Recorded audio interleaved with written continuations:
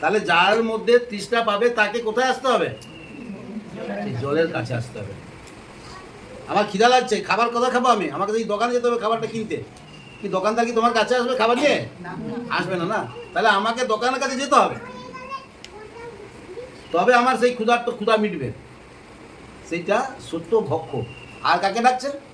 যার রূপও নেই, অর্থ যার নেই, তাকে ডাকছে। তাই তুমিও আসো। অনেকের অর্থ নেই না, কষ্ট পড়ে আছে, দুঃখ কষ্ট পড়ে আছে, ডাক্তার দেখাতে পারছি না, খুব কষ্ট হচ্ছে, তাদেরকেও ডাকছে, তোমরা আসো।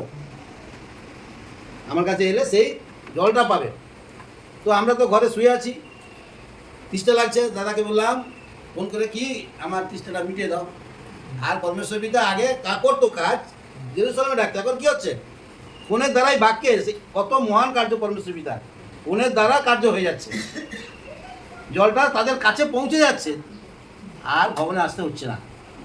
তাহলে বাক্যের এতটাই ক্ষমতা।